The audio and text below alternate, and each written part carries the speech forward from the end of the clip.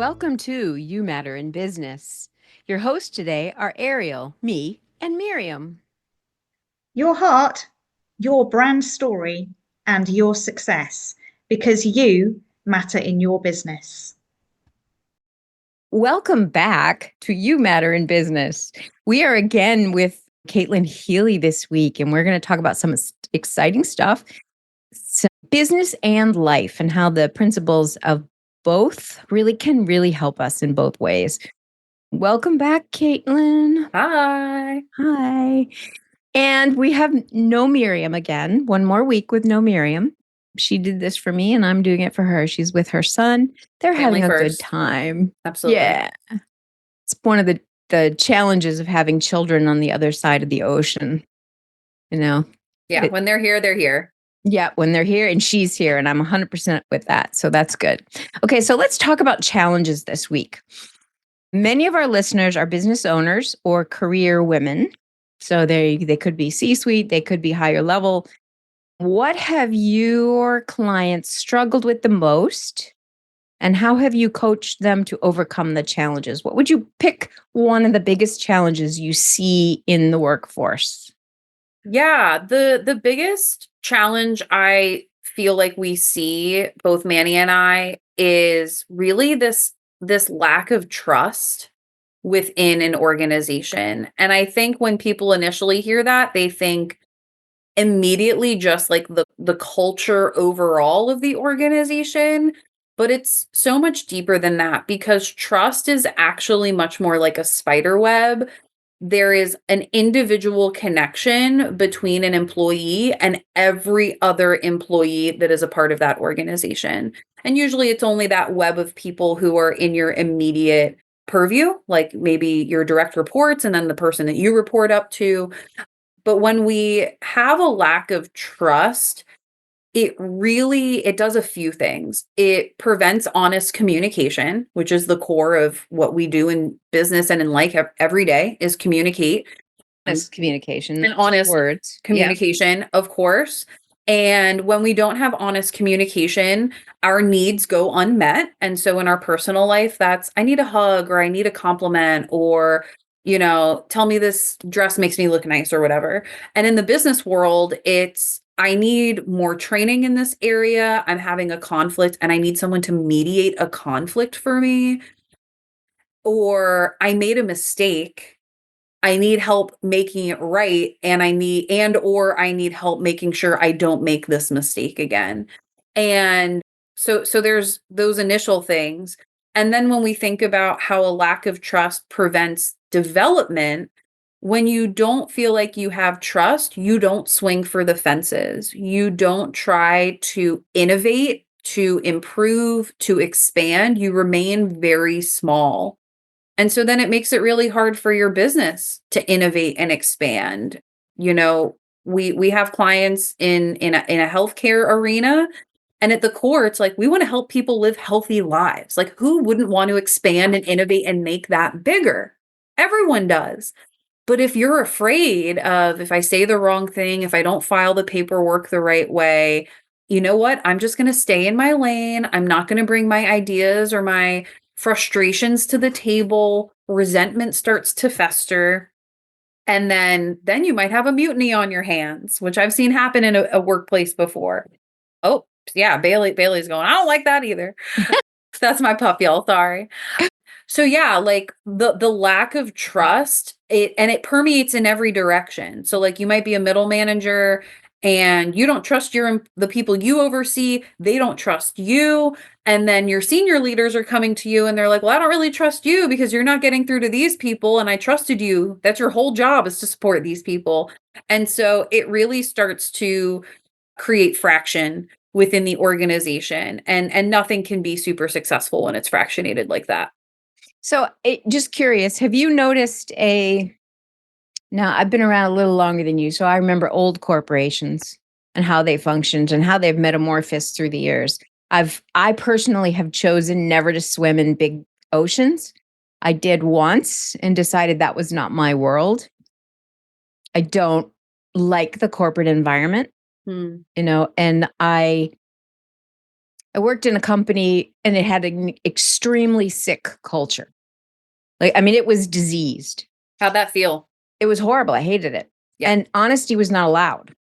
In fact, I lost my Mm, job because I was honest. look at So, that. which I was okay with because I don't want to work in that It environment. wasn't meant for you anyway at the point. Yeah. No. And so I've seen the ugly side of a culture that is competitive, that is very restrictive. Like the sales team wasn't allowed to talk to the manufacturing team, and the all of these departments that are supposed to come together and work together to create a good product all had their own little agendas. Yep. And Silos. We refer to those as silos. yeah, I Yep. mean it was just a crazy place. And I'm not the kind of person who kisses rears. I just am friendly to everyone. So Same. I don't care who you are, right? If you're this owner of the company, I'm going to say hello to you. Everyone else is like hiding in their office and pretending to work. And, they're all like, oh, he's here. Oh, and they're all freaking out. And I'm like, hey, how are you doing? And here I am, this little young whippersnapper still in college. I was interning there. And my boss, that was the most threatening thing I could have done, is just That talk you to said this hi to the gentleman. CEO. And I went in his office and Wow. we had a good chat. Just about life. Nothing. I didn't expose all the things I thought was horrible. You know what I mean? That wasn't the conversation, but I just had a conversation with the boss. Mhm. I overstepped my bounds. And I'm like, what an unhealthy Super environment. unhealthy. Blech. Super unhealthy. No, thank you. I think I'll pass. Yeah. So I stuck with small companies after that, which is a little more, you can kind of feel the air and a culture in a small company much better than you can in a big one. Absolutely. Those you kind of learn over a month or 2 or 3, and it's like, oh, and you're stuck. So I don't play that game. But in your case, do you see old school business practices that might have worked in the 50s that are still around in the upper management levels that do not work with today's workforce? I'm just curious. Yeah, I mean, I'm still new in my career, so Manny could maybe speak to this a little deeper, but there's definitely I think globally in the professional world, we're in a big state of change and it definitely doesn't happen overnight. COVID shook a lot of things up because it helped people realize their time is more valuable. Maybe I want to work from home, maybe I want to flex schedule, maybe I want to commute. For a lot of people, I think too, I think it's becoming more and more obvious that middle managers have the hardest jobs, at least here in America, because they're not just the worker bee who puts their head down and gets the job done. And they're not the CEO or the C-suite who's like this visionary over another set of leaders who's then responsible for results. They're this struggling middle breed who they're just getting beaten down a lot of the time. And it's really heartbreaking because they're ultimately responsible for more of the results than I think the only other person is the COO who oversees all of those people ultimately.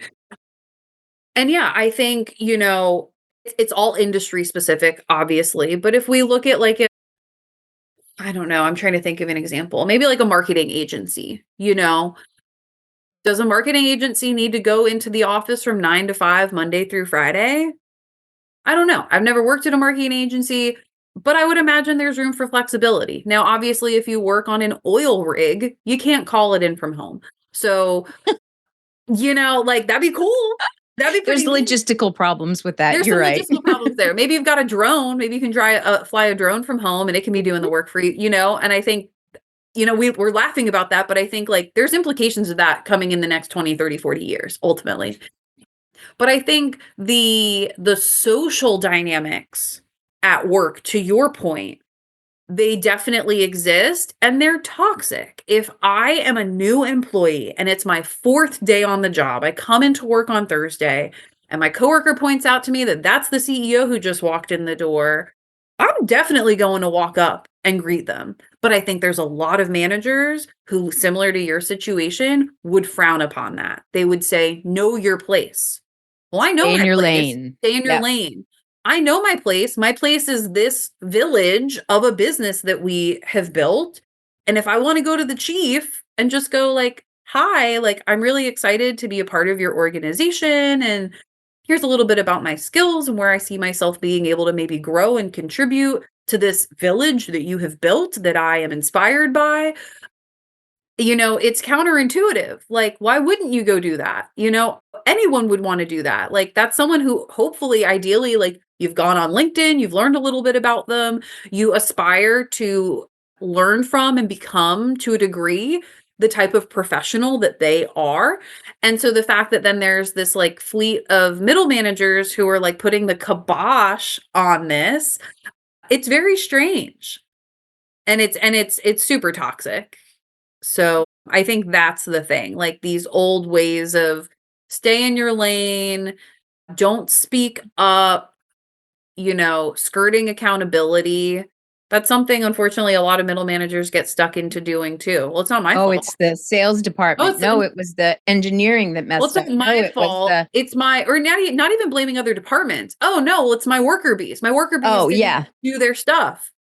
Well, then you need to look inward and realize, what did you fail to do or do too much of as a manager that you didn't get the results? Because it's like, I don't know, it's like the commissioner of like the NBA going to a basketball coach and being like, "Why didn't you win the game?" And he's like, "Oh, well, Kobe sprained his ankle and Shaq got the flu." And well, I don't care. You've got the resources to make the results happen, and you just chose not to pivot. That's not on them. That's on you for not taking control. So, exactly, but then exactly. also your middle manager might be living in a space where they don't have trust and they're full of conflict, and so they can't make those moves the way they would want to. So, yeah. Though I think that just like the way we choose to conduct business, there's this this factory worker mindset, and work is so much more niche these days. And a lot of big organizations want to stick with that manufacturing corporate framework, but people are more people. And I tell people, like, business is personal. And people are always kind of like jarred by that. But I joke when I go to a networking event sometimes, if I get a chance to do like a 30-second pitch, raise your hand if you're a person, and every hand goes up. Put your hands down. Raise your hand if you work in a business or you own a business, and every hand goes up. And so we need to start adopting the fact, like, I'm not saying every day we got to come in and do kumbaya, and I don't need to know about your daughter's boyfriend broke up with her, or this kid got this on their math test, or I'm going to Cabo, or like whatever. Like, we don't have to know every single detail, but I think we really need to tap into the humanity and the soul of every person. And then that translates to the soul, which is ultimately the culture of the organization being healthier. If, you can have the best cart. Like back in the day, we did everything with carts and horses. And you might have the Rolls Royce of carts. Like your buggy it's the best. The wheels are great. The seats are comfy. You even got suspension. I don't know how you figure that out on a buggy. But the cart's great. That's the machine. That's the system of the business. You might have the best system in the world, but if your horse is malnourished, if it has flies in its eyes, if you haven't taken care of its hooves in a while, that's the soul that's going to move your buggy along. If it's not tended to, at a baseline core, I feel like I can trust people, I can have healthy conflict, and I am inspired to remain committed to my mission and vision. Your cart's not going anywhere. And I think people are more and more enlightened to the fact that, like, yeah, I do have a soul, and my soul does have a place of belonging in the organization I choose to commit more hours to than my own children for most working parents. And if employers don't get on board with that, they're going to lose out on excellent talent that's going to go to organizations that have figured it out, or those people are going to choose to become entrepreneurs similar to you and I. Yeah, exactly. You don't fit in the box, you create your own. So, coaching is different than consulting. At Mhm. least I believe so. But I would love to hear from your perspective how they're different and then how you communicate that to a client when you are selling them your services. Yeah, I'm grateful for this question. I just answered this at a panel a few weeks ago, and I got some really positive feedback on it. So I'll bring a third professional into the mix when Okay. I do this. So when I think about being a coach, I think about living in the best of both worlds of a consultant and a therapist. Okay. Typically, and this is all my perspective and knowledge, so grain of salt and no insult to these industries if I misspeak, but my perception of a therapist is someone who on average is more focused on the past. They are very high in providing accountability and asking questions to prompt self-reflection and self-growth, but they will not provide you answers. That is a brief summary of therapying. Therapying. They'll provide you with a doctor who will provide you with pills, which Yeah, and that could be another tool, another professional in that toolkit.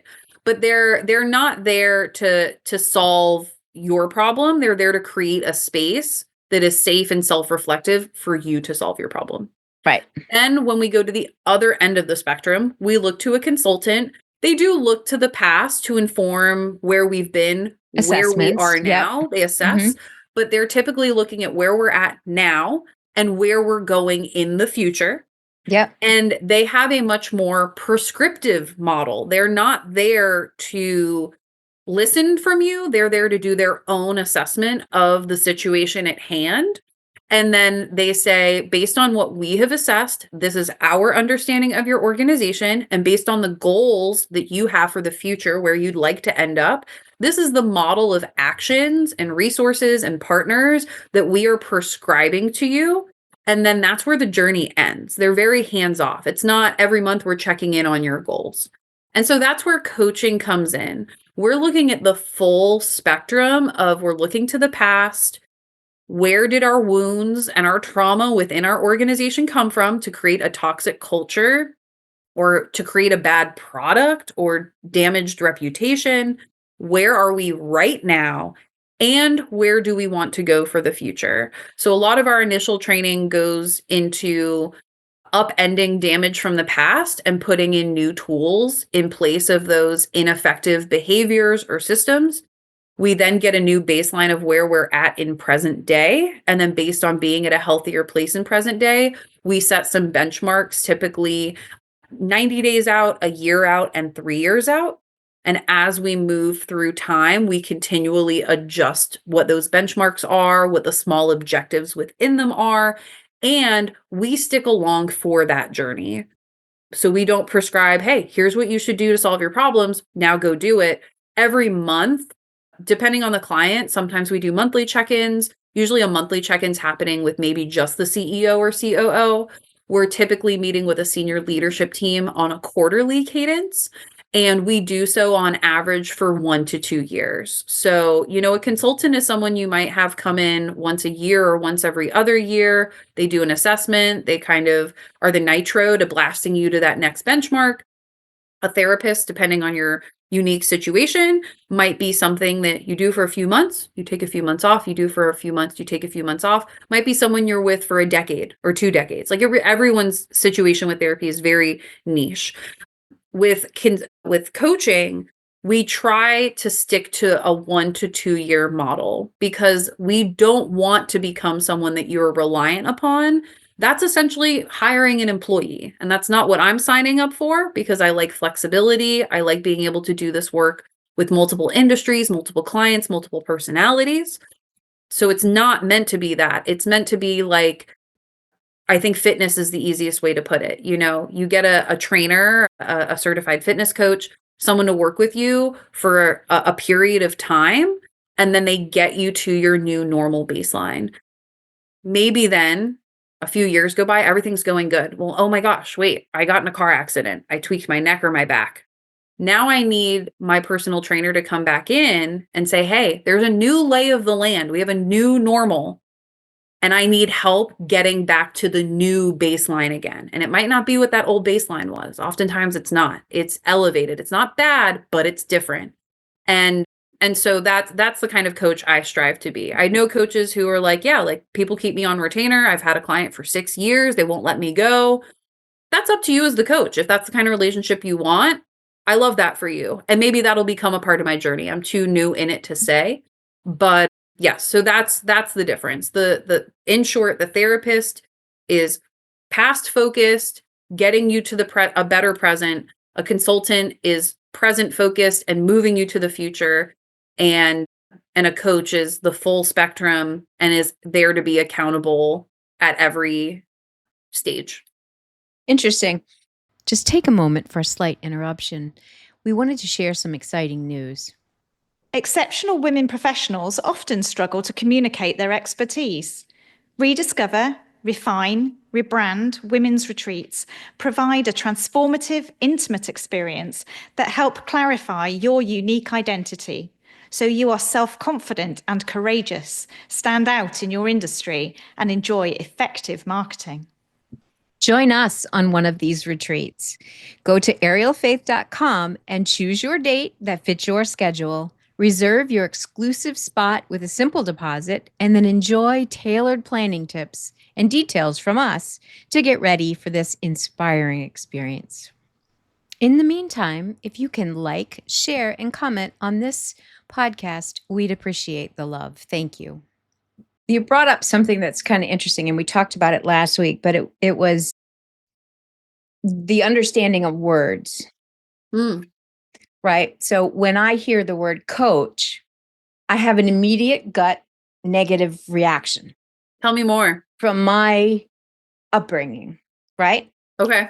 And I know that, so I don't resonate with the word coach, but I know the world is using the word coach. In fact, my story brand certification just shifted from the word story brand guide to story brand coach. So, which a lot of us weren't too happy about, but the understanding is about the word itself. So when I hear coach, I think of a coach that is a basketball coach, a soccer coach, one of those kind of coaches that push and push and push for excellence, or a gymnastics coach that's, down to the minute little thing to adjust so they're Olympic ready. So for me, that's an unbalanced method of guiding or helping. So that's why I have a negative reaction to that word. I understand that I might be a few that do that, but it's just interesting because even that word can create a challenge for other listeners. Yeah. Because there are different styles of coaching. That's one thing I've learned is there are coaches that come in and they're all about accountability. They're kind of like challenging you. They're lashing. So they have kind of I don't know how you describe it. They push and push, and some people need pushing. Other people, you push them, they lock their heels in. Yep. And that's me.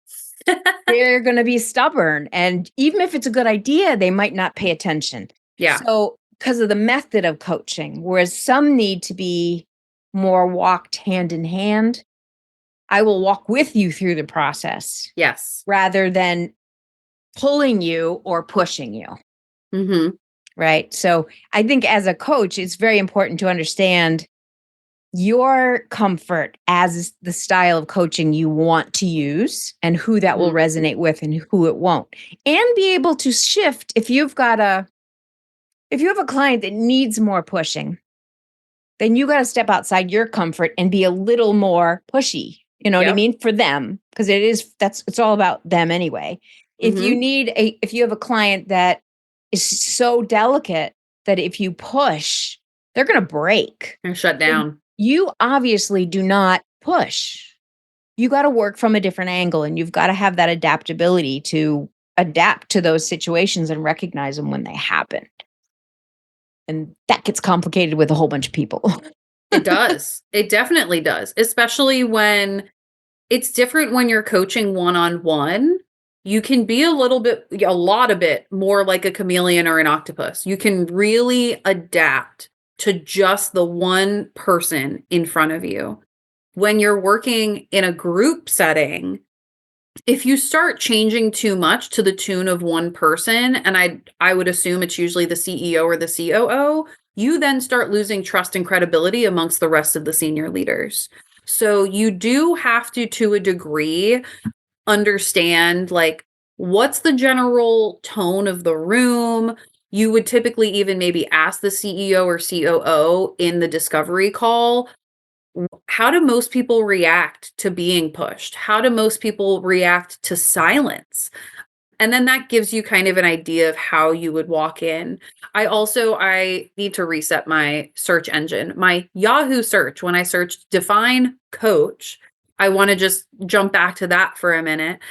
And I won't read all of them, but noun, a tutor who gives private or specialized teaching. I think that's a great definition. And in the context of a verb, hey, no, she's Erin.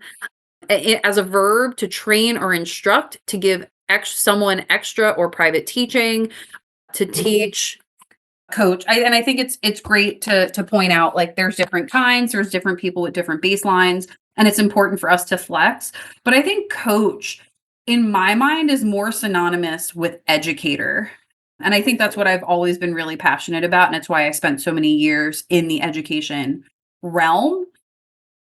But the great thing about being a part of a coaching network also is if I sit down with someone and they demonstrate they have some unique needs that are not inherently strengths of my own, I can either, well, I'll probably do both things. I'll identify it's not my strength.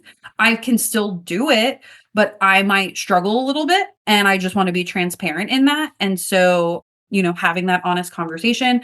And then also, if you feel like you need someone who is 100% ready to go, I've got 40 plus other coaches that I can refer you to because I care more about retaining the relationship and getting the results for that person that they want than I do just, Yes. frankly, like lining my pocket. Because as I said, I think last week, your reputation is what's going to get you so much further. And especially like I live in a small town, like are we in the same town?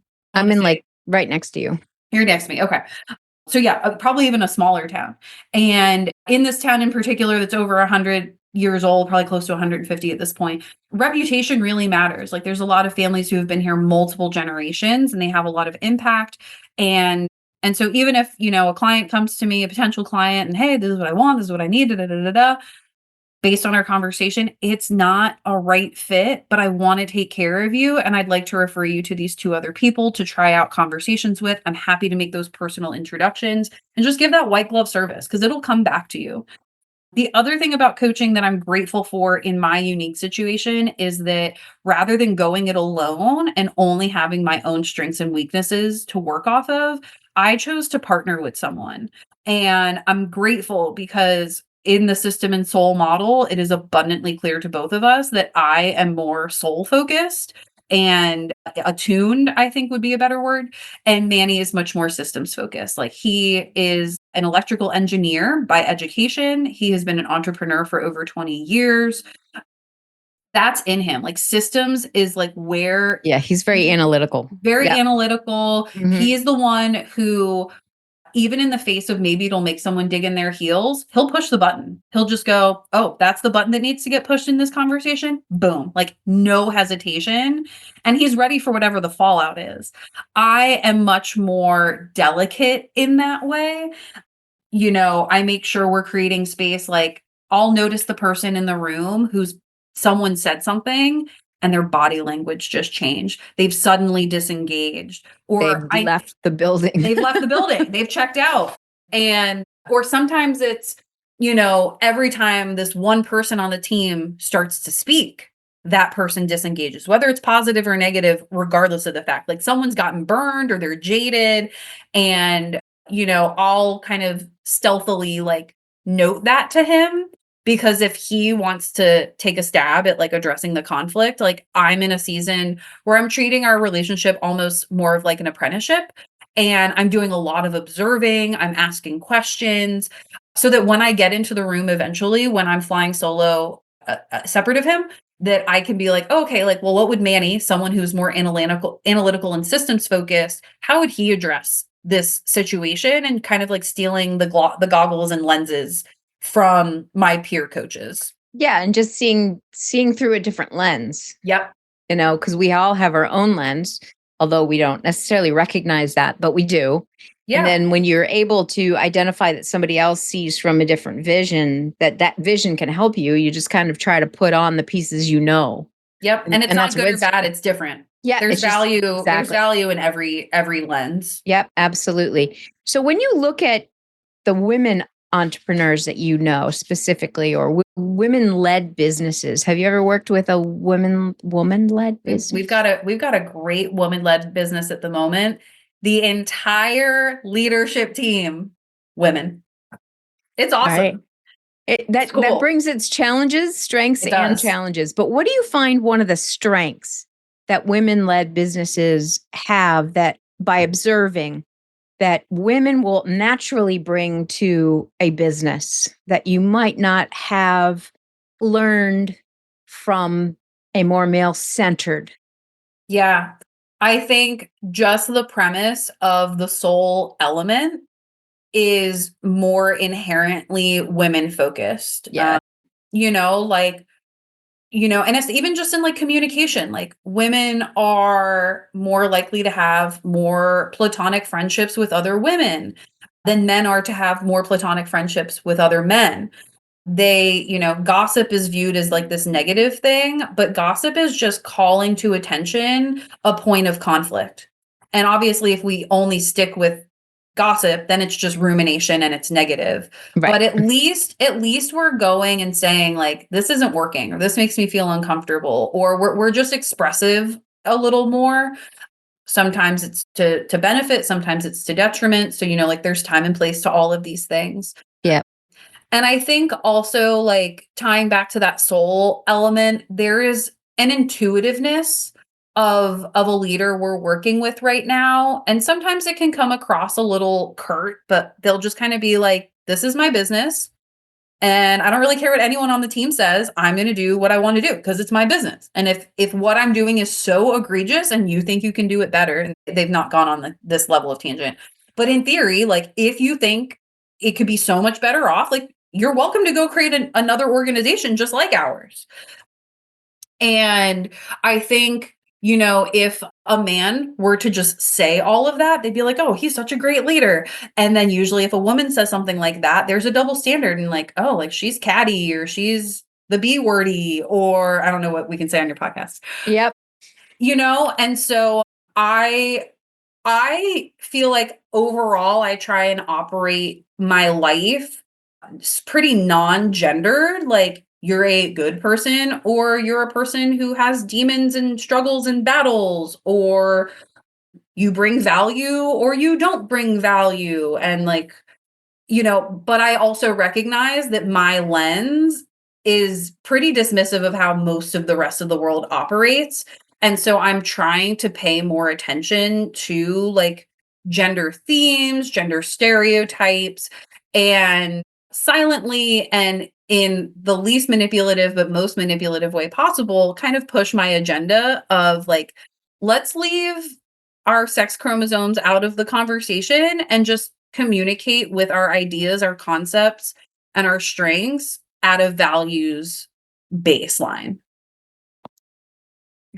That would be nice, but I don't see that actually happening. I know. That's Caitlin's utopia. Yeah, but you know what? In some ways, personally, I wouldn't want that, because I think it's important to recognize the differences.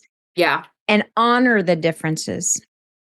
So it's different to see a difference and fear the difference or persecute against a difference, but it's a different thing to honor it. To celebrate it. And you don't have to embrace it as your own. You know what I mean? Men don't need to become women. Women don't need to become men. No. But we need to understand where our strengths and weaknesses are. And it isn't global. There are obviously, stereotypicals, but there are a lot of nuances in between each individual. Like there are women who are way more male thinking than the other woman. So it's not about the gender is just a clue into possibilities. It's a map, it's not the terrain. Exactly. Yeah. And we can, no matter who we are, we can, male, female, whatever, we can look at, adapt, change, shift, and grow, right? We can learn from our experiences, we can learn from the good ones and the bad ones, and we can move forward, Definitely. either gender, Yeah. any culture, right? All that stuff can cross all the differences in the world. But we have to be willing to look at ourselves, which is what you talked about in the beginning when you talked Being about those inwardly two. sound, Yeah, you have to be able to look especially. at yourself and like yourself. Mhm.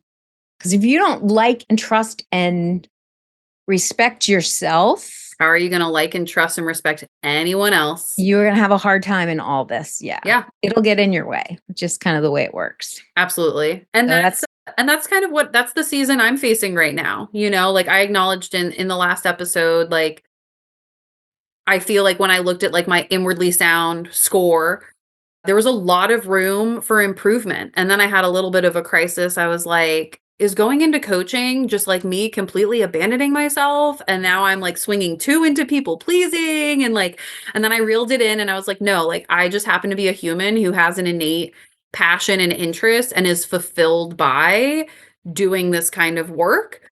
And I can get swept up in it, but the only way I can do it to the best of my ability is if I'm making myself my number one client and taking care of myself more. So, I've been figuring out small ways to do that, and I'm very impatient. I think that's the Aries in me for anyone who's into astrology. And I think, there's a lot of factors that influence it. And I think part of it is being a woman too, like I'm a single person, I don't have any children, so this is kind of my baby.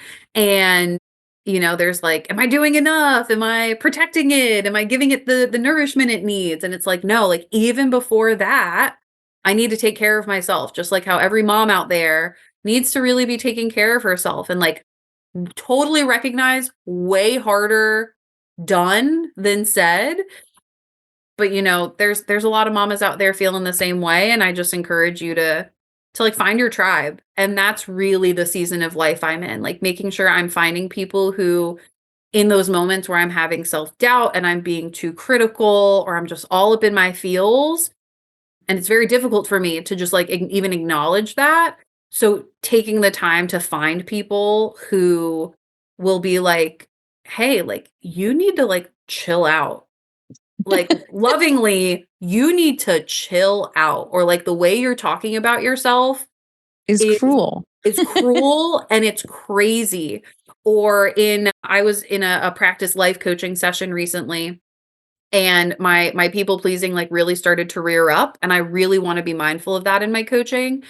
And my coach was just like, I want you to ask the people who love you why they love you, and then I just want you to look at them and tell them they're wrong. Like, just tell them, like, "You're wrong, you're lying," like, just go for it. And I want you to have this new unique experience of, like, being in the presence of people who are upset with you and are not happy, and see if they will fight to stay with you in you being the badass you are, even if you don't see it. I was like, "Oh, I don't know about this," but he's not wrong, you know? So, yeah, it's a journey. It's all a journey. It is a journey, and the journey never stops. So No. it's just a matter of, It standing stops on a different once. piece to a cliff, right? And then you got more to climb, and then you Yeah. get a bigger view, and then you climb more on the mountain and you get a bigger view. So what do you have? Like, do you have anything exciting happening? Any passions that you're working on right now? Passion projects? Do you have any, like, I see myself in 6 months, these are my goals for you personally? Yeah. For me personally, well, this is kind of tied to business, but it's not my business coaching. I am in the process of getting my life coaching certification. And I think through that journey, I am going to continue to cultivate just more and more healthy and healthier and healthier and healthier relationships. And, have been doing some reflecting and been thinking in my life, like, girl, like we've been taking scraps. And like, no more. Like, we need gourmet, we need boutique, we The table need scraps are over. organic. Like, the table scraps are over. And there's a number of people in my life who already are not the table scrap kind of people. But I am working on saying, like, I want the seat at the gourmet table. It's there. And I'm like, oh no, like, I'll just eat the leftovers. I'm like, no, like, go do the good things. Like, you are deserving of the good things. So I'm working on that. I haven't planned the trip yet, but I won a 2-night stay in Vegas. I'm going to take my dad. We've never done a father-daughter trip. And cool. so I was like, hey, like, if you pay for your airfare, I've got the room. I'll pay for my airfare. And I think 2 days is just enough. Like, maybe we'll stay a third day somewhere else or something, but I've got that going on. I have a friend moving into my home. So I'm going to have a roommate again, and I'm looking forward to that. I think most people are probably think I'm crazy, but I'm at a season of my life where I think spending time with a kind, reflective, supportive, accountability partner is going to be a really good thing for me, especially in my business world. And then speaking to like some of just briefly like business goals, I just need to get myself out there a little more. So I am proud to say I booked my first speaking engagement. Awesome. So that's great. Outside of this, of course, I'm involved with Rotary. And so I went to one of the other clubs in town and I was like, hey, I'd love to speak. I'd like to get connected with your president to figure out what content is going to be most beneficial to the room. So I left a voicemail for that individual. And so yeah, just like putting myself out there, trying to do some new things. And I think just like really figuring out taking care of myself more. My roommate is very physically active and is very passionate about taking care of their diet. And so, I'm definitely like, I have the diet of a 5-year-old. It's not good. Like, give me chicken nuggets, give me macaroni and cheese, Quick and easy. give me a chocolate chip cookie, like.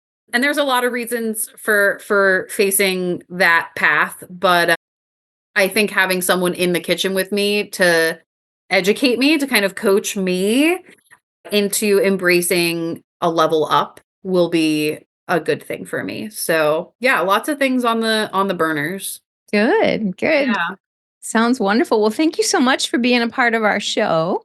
I'm so grateful to be here. Enjoyed listening and learning and having your insight, because your insight's very, very different than mine, since I'm way more small company focused versus large company focused. And they share similarities, but they also share there are very different complexities to each. Absolutely. Right? So it was enjoyable. I really appreciate you. I'm so glad. I'm so glad you got some value. I hope the listeners get value, and thank you. All right. Well, thank you again. We'll see you all. Actually, hear you all. Bye, y'all. See you next episode. After all, it is your brand, your story, and your success, because Ariel and I know you matter in your business. Thank you for listening to the You Matter in Business podcast. Please follow, share, like, and comment. We would love to hear from you. This podcast is sponsored by Ariel Faith Photography and Enrich Life Coaching. The show notes provide more information on how to contact Ariel and Miriam and any guest speakers who share in our journey together.